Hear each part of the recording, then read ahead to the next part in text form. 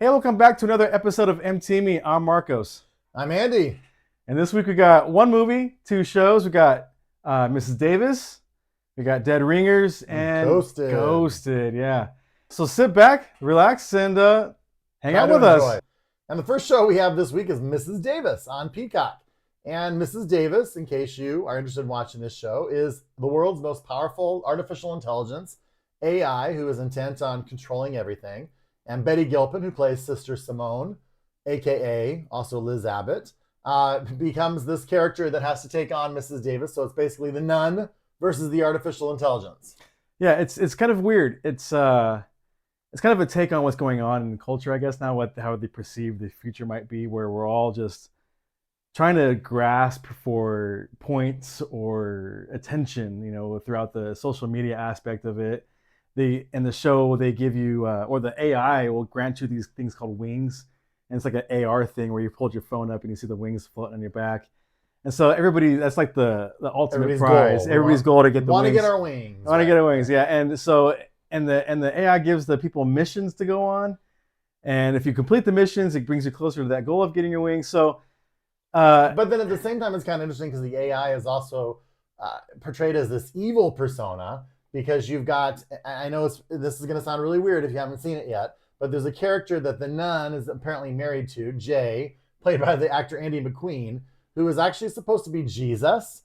And there's this man behind the door who I think is supposed to be God. So technically, God is sending the nun on a mission to try to destroy Mrs. Davis, who is apparently the devil. So it's kind of like this weird, I don't know. It's this weird technology, biblical, right, like just mixture of stories, and I don't know. The story Did isn't it suck you in though? It's kind of sucking me in a little bit for how random and weird this story is. It is kind of sucking me because I kind of want to see like this conflict, play out. So, yeah. I mean, you've got the search for the Holy Grail. You've got this scene that's called Excalibattle. You've got, like you said, the people getting the wings. So I guess we can follow all that. This is probably the show for you. Just know it's going to be strange. It's going to be strange, but it's not hard to follow. It's, there is some weird things happening, or it kind of seems like she's in a dream sequence in aspects. Like there's that part with the pianos in the field. Yes. And she kind of teleports into different areas. And that's another part of the story. How she has these weird teleportation powers that she discovers when she prays for the first time. I'm not sure if we got that far. I'm almost done. I just had to finish the fourth episode. So she prays for the first time for her boyfriend, yes, and by doing so, she's teleported, and she figures out she has like this power to teleport to another dimension or something. And her ex-fiance Wiley is played by Jake McDorman, and he's also another character, another element in this as well. And they have come together to try to work together to defeat Mrs. Davis. Mm-hmm. So yeah, and Miss Davis, she tries to establish herself as like the kind, nurturing person that's helping mankind, versus what some of the rebels and the nun in the show. She's the rebellion, I guess. Yes, yeah. So or controlling. Make it. I'm going to control you. I'm going to keep you all happy, but I'm going to control you. Right? Yeah, and technology does that now. I mean, I always call it. I've heard the phrase, the walled garden. It's like we're all happy as long as everything works. Right. everything is running the way it should be and making our lives more convenient.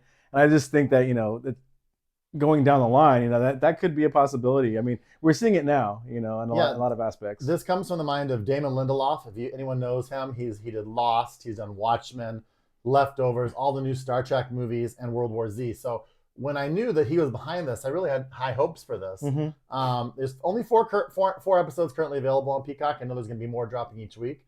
But I also like the cast that they've assembled with this. Yeah. You've got Margot Martindale, who plays Mother Superior.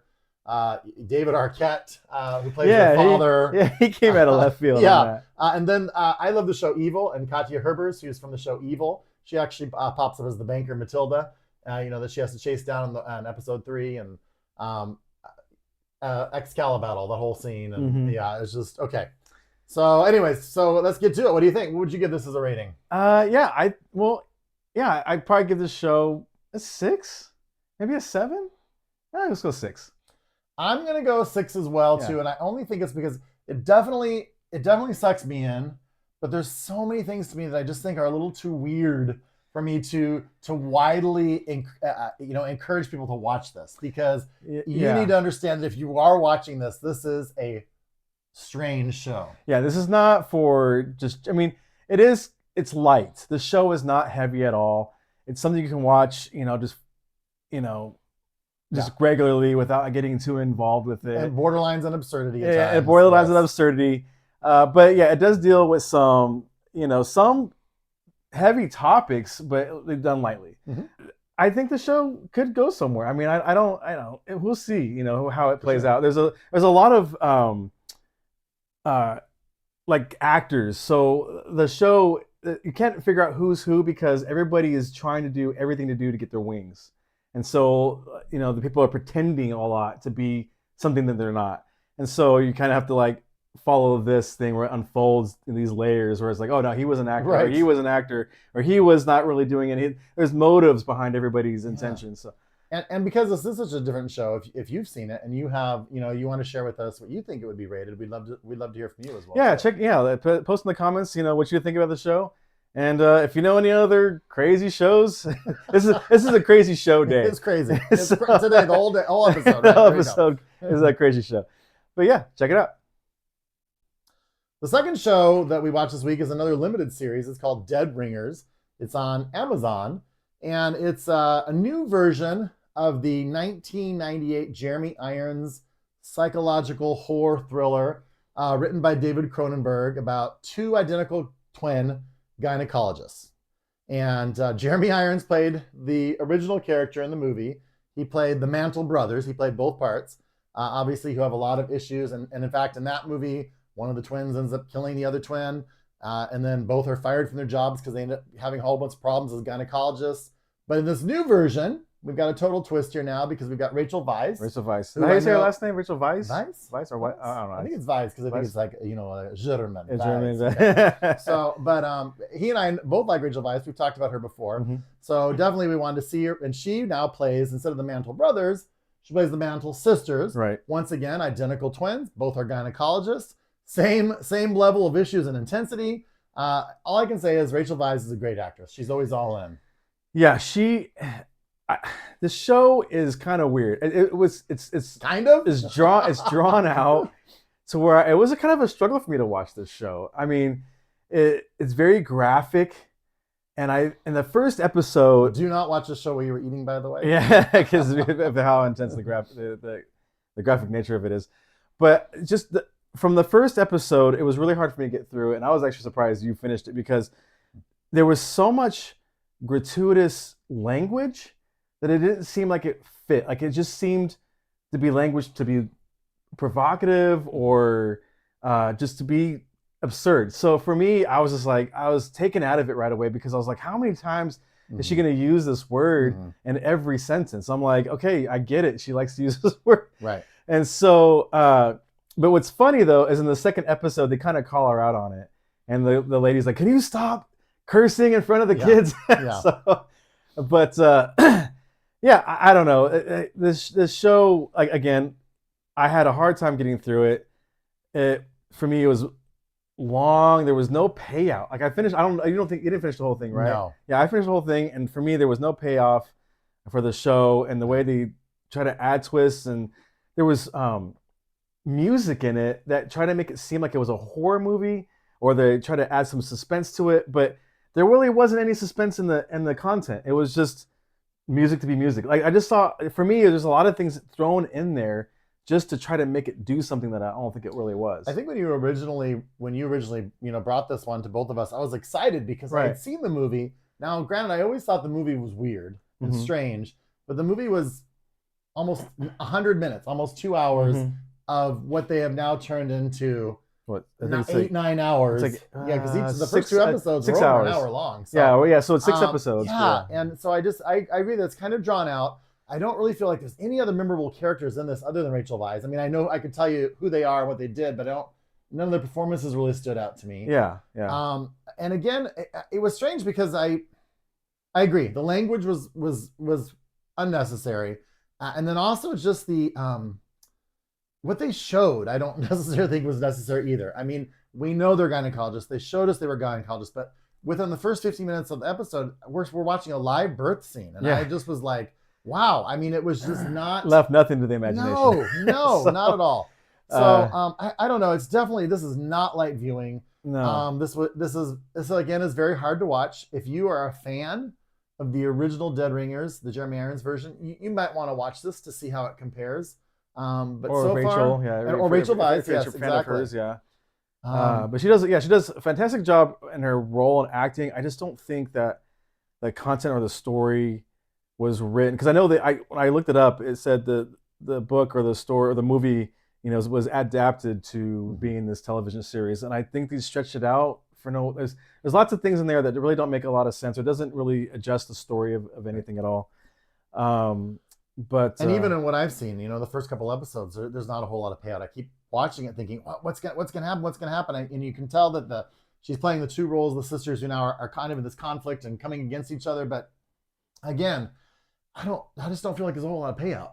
Yeah. So even in the end, the general beats of the story are the same. You have the twins, and you have them opening a clinic.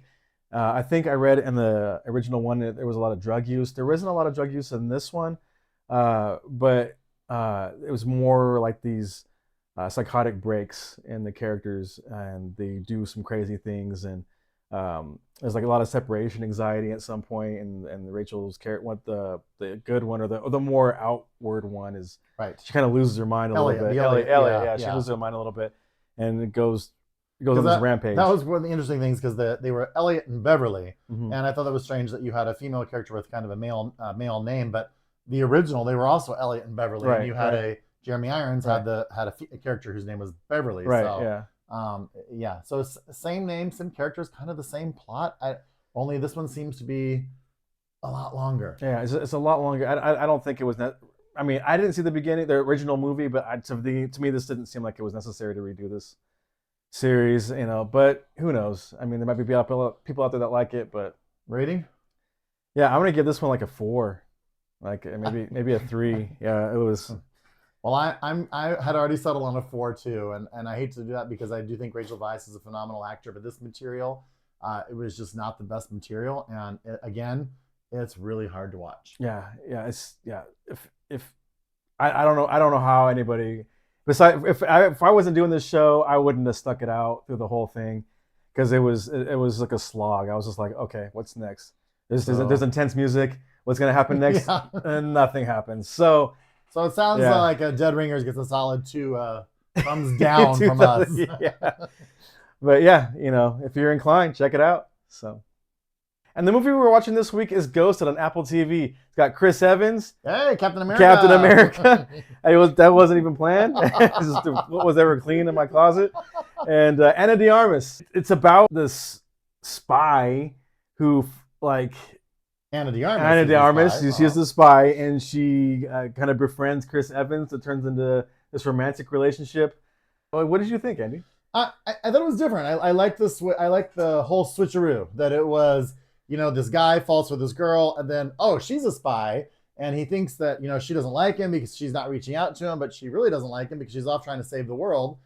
So then he goes to try to find her and make amends with her, and in the process is mistaken. They think that he's the spy, but he's not. She is. So it's kind of interesting. I have to say I like the two of these together. This is now their 3rd movie they've done together.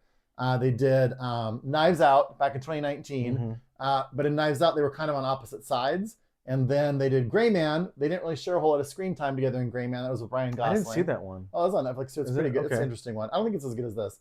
And now Ghosted, and this one they actually get to be a couple. And they both said in an interview that I read that they were excited to have the opportunity to actually have that type of relationship in a movie because they hadn't had that yet. So I don't know. This movie, from what I've seen online, the critics have kind of bashed it. So, and I think that this movie knows that it's kind of campy and goofy and is just kind of absurd in a lot of ways, because they have these cameos that just come out of left field. There's so many cameos. I think like half the Marvel team is in this movie. Anthony Mackie, Sebastian Stan. Then all of a sudden you got John Cho and Ryan Reynolds. Yeah, Ryan Reynolds pops up out of nowhere. So it's so I think they know that this movie is supposed to be silly Right. and just kind of like a popcorn movie. Here goes the phrase game. Popcorn There you movie. go. Julia will love it. Julia, yeah. I have to say though, I think I agree with you. I mean, and a lot of people get so upset. They're like, "Oh, this is yeah, it's not an Academy Award winning movie." No. That's you know when you watch this that you're not watching a movie that's going to win a award. You're watching a movie to have fun. Yeah. And I like the whole. I feel like the two of them really have good chemistry. Yeah. And although I did read some reviews where people said they didn't, I saw a lot of backlash or just you know, down reviews for this whole thing, and I can see why they would kind of go down on this movie because it's really, it is kind of lame and it's kind of silly. It's just, you know, again, it's not going to win any awards. It's not going to be recognized for anything, but it is a movie that you can just enjoy, not think about it too much. It's very light.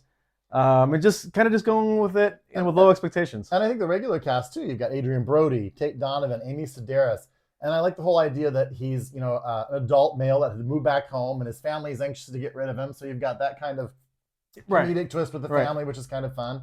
I don't know. I really found this movie super entertaining. Not amazing, but I was entertained.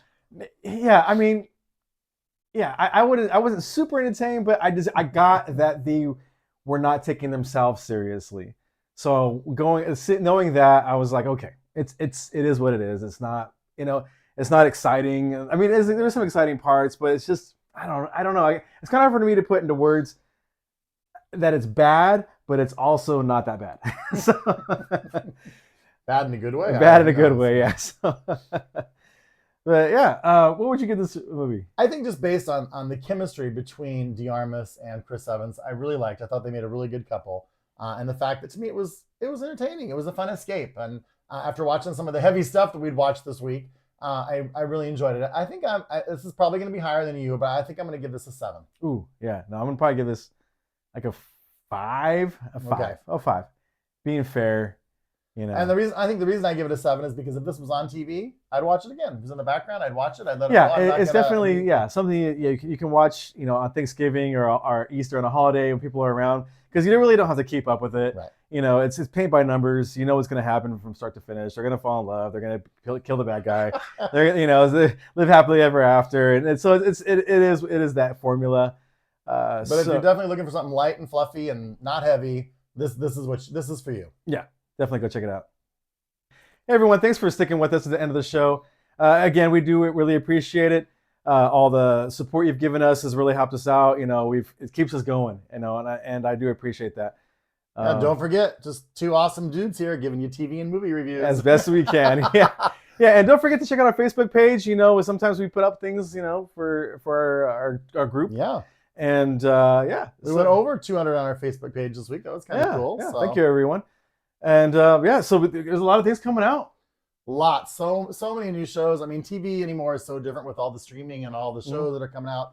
I mean, they're just flying our way. So I don't know. I don't know how we're gonna keep up. We might have to do like a separate segment where you do one and I do one and we do one together. I don't know what we're gonna do. I'm gonna have to like weave us in together, like post show stuff. But yeah, you know, we got Guardians of the Galaxy coming up. Oh yeah, awesome. We got the summer coming up with all the big blockbusters. I know you don't like Fast and Furious, but it's coming. Oh. It's coming. You're gonna make me watch Fast and Furious. But anyways, guys, again, thank you for sticking with us, and we'll see you next time. Have a great week.